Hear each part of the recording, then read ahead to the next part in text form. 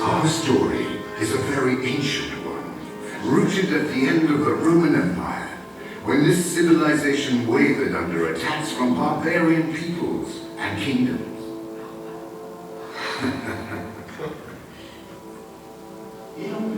1,000 years later, in the 17th century, a laborer made an incredible discovery.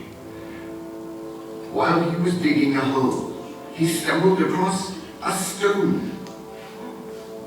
And beneath this stone, there lay treasure. In amongst this treasure was a ring belonging to Gidsbeurt, the first Merovingian king. It was during this late king's rule that the cathedral was built. Let me tell you all about it.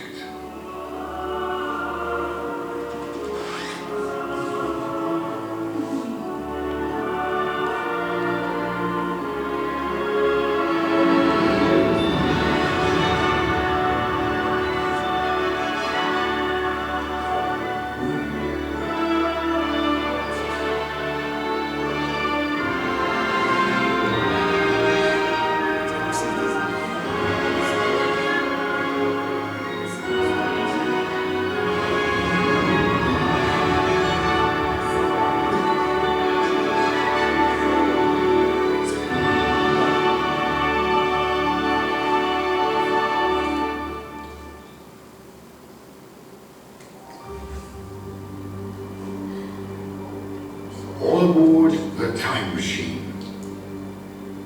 Now, before Tournai was home to a cathedral, it was a Roman city at the beginning of the Common Era.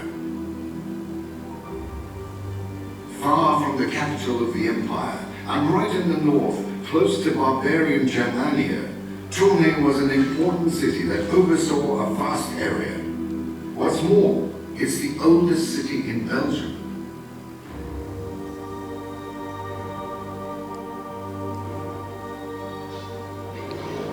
When the empire fell, the city was captured by the Franks, a barbarian tribe. Their chief, Gidsbeurt, then became king and made Tournai the capital of the Franks, long before Paris. Ah, if only the stones could talk. They would be sure to tell us what happened. After the fall of the Roman Empire, when Gidsbeurt died, he passed his modest kingdom on to his son. A son called Clovis. And it was from Tournai that Clovis, the most celebrated of the Merovingian kings, set out to conquer the Gauls. On his wife Clotilde's advice, he was baptized to win the favor of the church and the ruling classes. After many a battle, he became the first king of what would become France. This sealed the alliance between the army and the church. Clovis chose Paris as the new capital and teamed up with the church to govern his kingdom. The clergy was one of the few groups who could read, write, and count. They took over the old Roman administration, and Clovis entrusted Tournai to his childhood friend Eleutherius, who became the city's first bishop.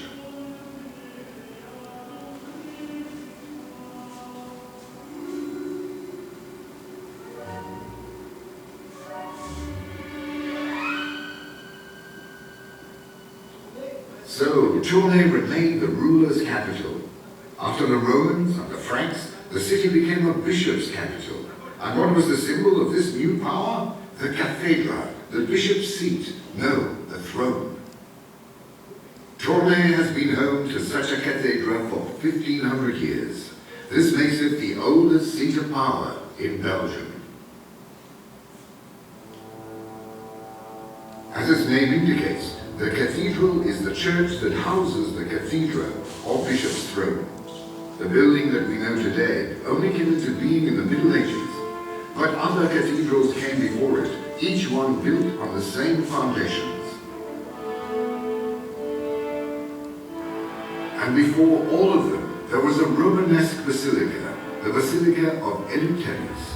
3 centuries later, this was replaced by a Carolingian cathedral. Then by the 11th century cathedral, after that the Romanesque cathedral, whose name and transept are still here today. The Romanesque choir choir was destroyed and replaced by a Gothic choir, which was taller, more beautiful, and more modern. But there's more. The cathedral became the heart of an important district, which housed the bishop's palace, the cloisters, dormitories, and places to work, study, and provide care to those in need. But the bishop was not alone. He had the support of an army of priests who ruled the city. We call them the chapter.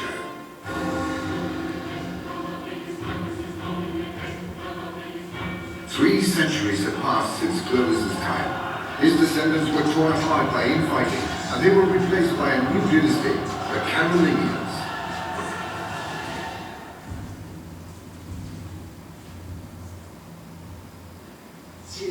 Whereas the Merovingian kings relied on the support of the bishops to govern their lands, the Carolingians gathered support from the abbeys and monks.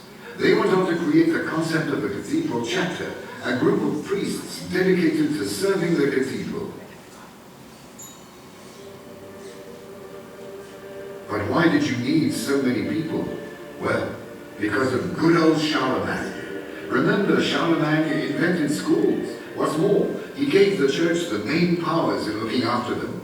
The church wasn't just responsible for schooling and teaching, but also healthcare, with hospitals for sick people and alms for the poor. For over 15 centuries, the church performed the role of the welfare state. And to fund this new endeavor, the clergy received land and the right to raise taxes. The bishop and the chapter became rich landowners.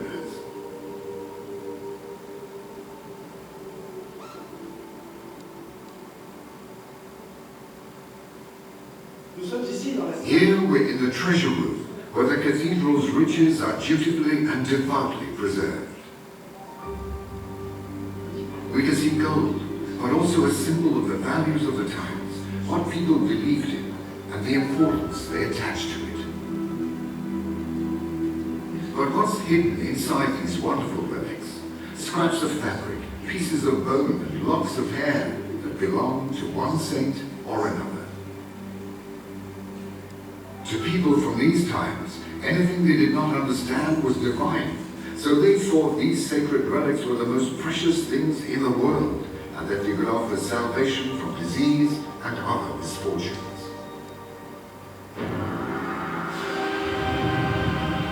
As fate would have it, around the beginning of the 11th century, a terrible epidemic struck the city.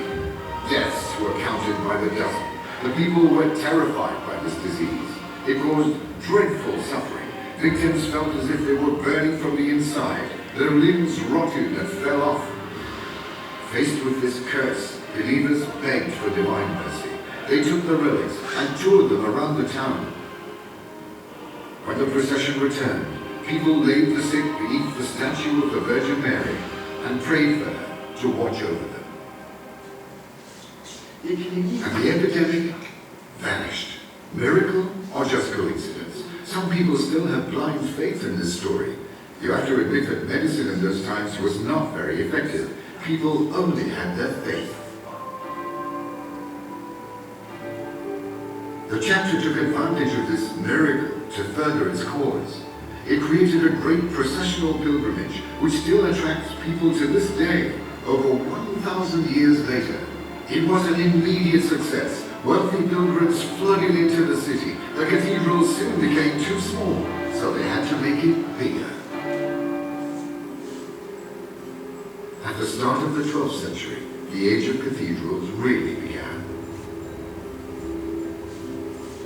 The Romanesque nave, which is just like an upturned ship, is a magnificent hall built from stones and bricks. It's 58 meters long, 20 meters wide, 26 meters tall.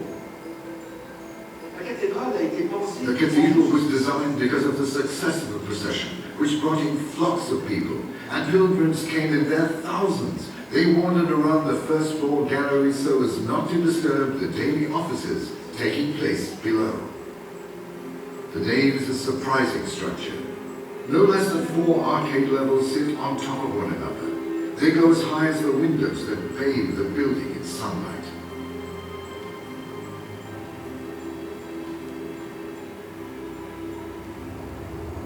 The Cathedral of of yesteryear no longer resembles the cathedral we have today. Take these stones, for example, with their faults, holes, pits, cracks, and bumps. They would have been completely covered in a plaster-like coating and then painted. When this stone was visibly smooth, it both embellished and strengthened these enormous pillars. A Romanesque cathedral sparkled, and it was full of color. Geometric patterns spiraled around the pillars. Images graced the walls, recounting the lives of the saints to people who could not read.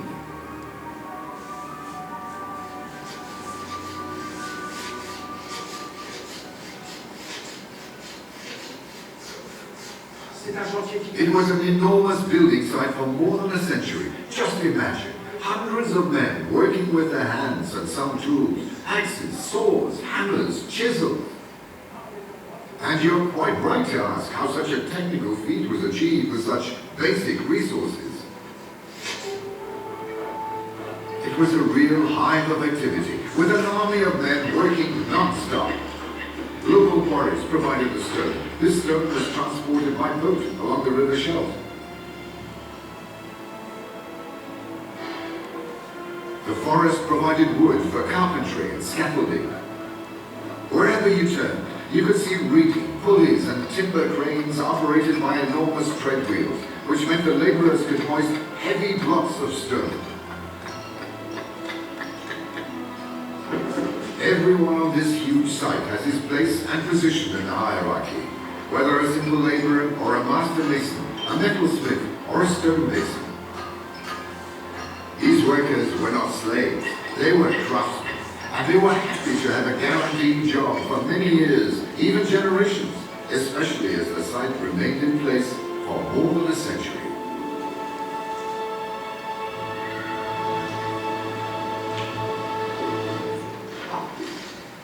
Now, someone was needed to turn this cacophony into music and create a magnificent symphony, and the person who brought this score to life was the orchestra conductor. All of these men worked under the guidance of the master builder. He was the only one who knew the building's secrets. The cross layout is common to all cathedrals. The first section built is the nave to the west. The arms of the transept then cross the nave, north and south. Lastly, right at the back, to the east, comes the choir. However, in Tournai, things are a little more complicated. With the building site up and running, the city's success knew no bounds. The chapter then decided to change the plans. The nave had just been completed when the chapter wanted to raise the height of the transept to demonstrate the city's newfound wealth.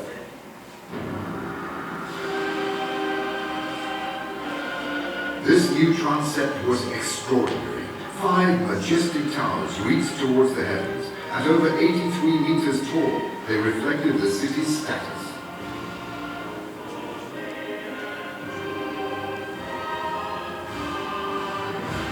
At the end of the 12th century, the Romanesque cathedral was the tallest building of the age. But just as the cathedral was finished, a rival appeared in the skies and rang its bells for a new master, the world of work. From time immemorial, bells, hourglasses, and clocks marked the time. There was time for prayer, time for family, time for work. Time had marked the rhythm of people's lives for as long as they could remember.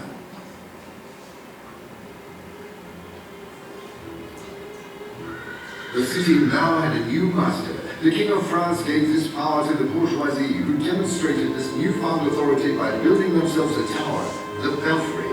Most importantly, they gave the droit de cloche, the right to ring the bell. The bourgeoisie rang their bells for a new master, the world of work. The belfry chimed the working hours, and the cathedral the divine offices. Now, 2 powers competed for people's attention.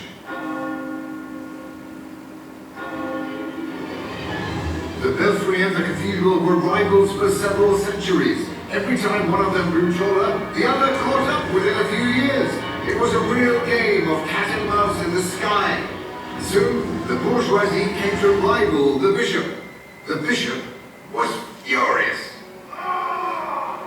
He had lost some of his authority and he blamed the city. And because he no longer wanted to mix with city folk, he set about building the chapel of St. Vincent. It was a real Arc de Triomphe, which meant that Bishop Etienne of Orléans could go from his palace to his cathedral without passing through the city's land, far away from the bourgeoisie.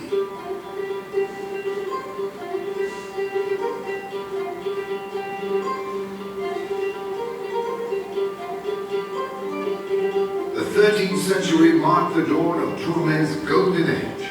Its population doubled, and the Romanesque cathedral soon proved too small. Above all, the new bishop realized that it wasn't very fashionable anymore. Gothic was the new fashion, and Romanesque simply no longer reflected the glory of Tournai. He then made a radical decision. Bishop Walter of Marbie razed the Romanesque choir to the ground and replaced it with a Gothic choir. Gothic style revolutionized both the art and the technique. The Romanesque nave was made of solid, dense walls, limited in height. But in the Gothic choir, the pillars were lined up to support the load, which was spread across the keystones. The Gothic style replaced walls with enormous stained glass windows.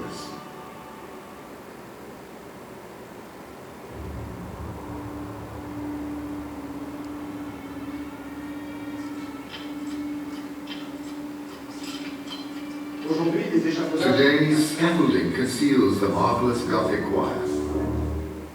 However, at 35 meters in height, it gives us the unique opportunity to see a keystone which holds the interior structure of the cathedral together.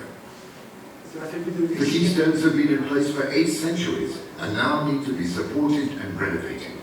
As it's not looking its best at the moment, you're right to ask how the choir can be the most sacred place in the cathedral. It's in the choir that the liturgy takes place. Mass is said to honor God, not for the congregation.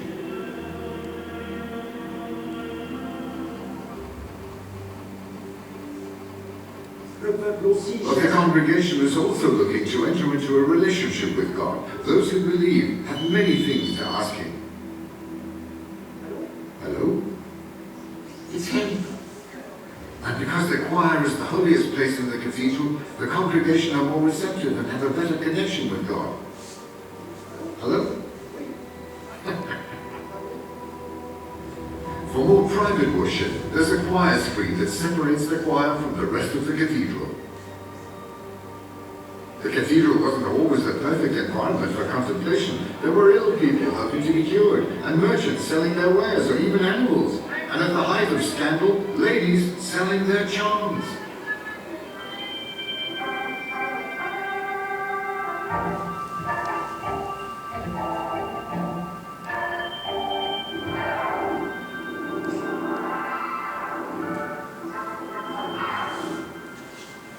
Unfortunately, little by little, the city lost its importance. The Great Plague of the 14th and 15th centuries marked the end of the Golden Age. The cathedral had great trouble bringing people back in. The church withdrew into its dogma, wealth and luxury, which bit by bit distanced it from its Christian vow of poverty.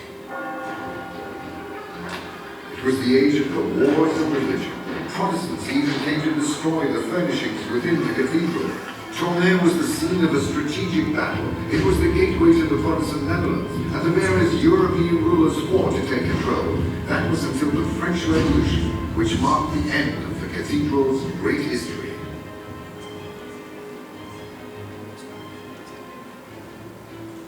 For the building alone, the cathedral is incomparable and has been rightly awarded UNESCO World Heritage status. But it also houses a wealth of priceless archives. Although they suffered during the French Revolution, they still contain a wealth of knowledge that gave the church a monopoly of power for over 1,500 years. Thereafter, it was up to nation-states to take over. Times change. The church and the state were now separate powers, and it was the state's turn to offer salvation. With that, the first public schools and hospitals came into being. In 1840, significant renovations came to the cathedral's rescue. 100 years later, it came close to burning down as a result of German bombings. It was saved from the fire only just in time. After surviving the bombs, a storm at the beginning of the year 2000 threatened the cathedral's very existence.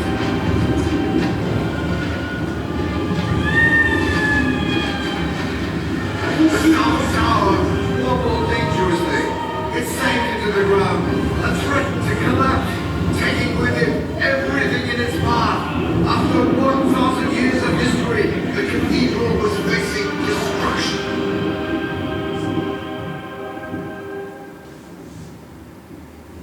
Today, Tournai Cathedral is undergoing renovation works. People have come together to save the cathedral and to pass on this great history to future generations. The worksite will be in place for many years to come. And yes, the age of cathedrals is different from our world today. 20 centuries of history gaze down upon us. From the Roman Empire to the modern day, here in Tournai, you can see history unfolding before your very eyes. Thanks for your visit.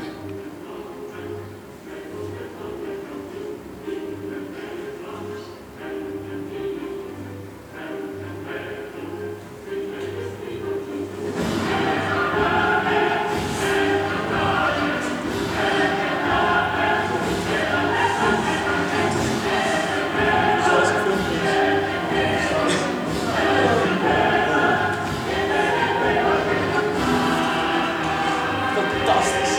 Dat is klaar, hè?